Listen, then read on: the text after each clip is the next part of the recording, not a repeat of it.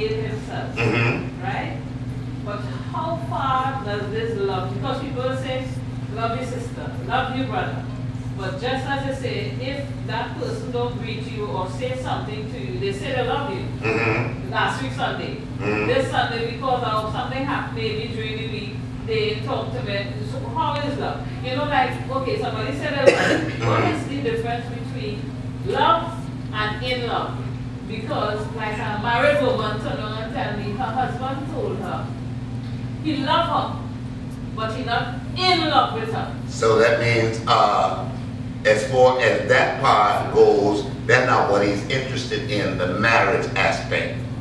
I love you as a human being, all right? And I'm not talking about no nature or anything like that. All right, so if you tell anyone that I love you, all right, mean let me word it another way. I care about you, but I'm not in love. I care about you, and I'm concerned about maybe some of the things that concerns you, but to be in love with you, no, I'm not. So there's no passion there. Yeah. There's not affected, just I love you. Yeah, I mean, So I feel you. let me use another word, platonically. We could be friends. Right, friendly, like a friendly love, all right, like a friendly love, all right. Because when you say that, you said the popcorn, you don't need to be in love with me. A person, I'm talking about a person in the church, all right, all right, all right. Love me with that agape. Yeah, I know, but I just said you were using that example. So we have to understand that the Bible says the greatest commandment that I give unto you is that you do what? Love one another even as I have loved you. Now, he's talking about an agape love, and that's a genuine love. But we find in the church, it's so phony, it's so synthetic. It's synthetic. I'll never know why. It was something you said when you said it to Elder about it kills you. And when we don't realize this, when we harbor all that on the inside of us, and we wonder why all the sickness is upon us, because all that bitterness we allow to harbor in our hearts, because God said in His Word, if we don't forgive and we don't forget, then and if we harbor and hide that iniquity in our heart, how do we expect to hear anything from God? How do we expect to receive anything from God? Ain't no any prayers, ain't nothing going nowhere because we caused the block there. And then we're wasting our time. But see, we become self-righteous, and we feel like it's some things we do are okay. You know, it's okay for me to be upset.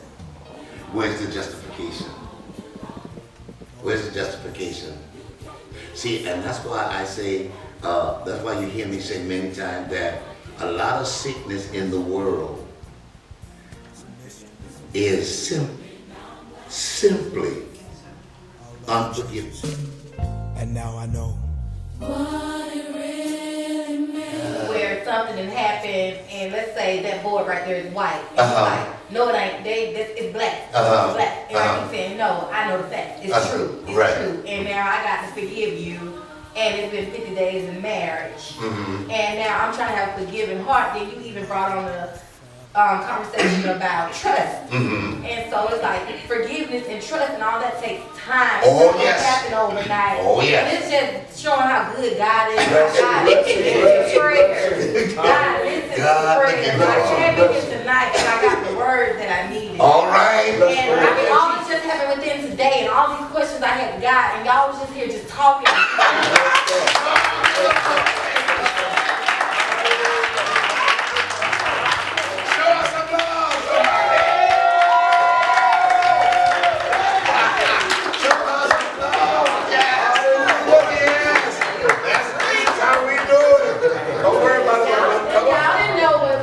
No,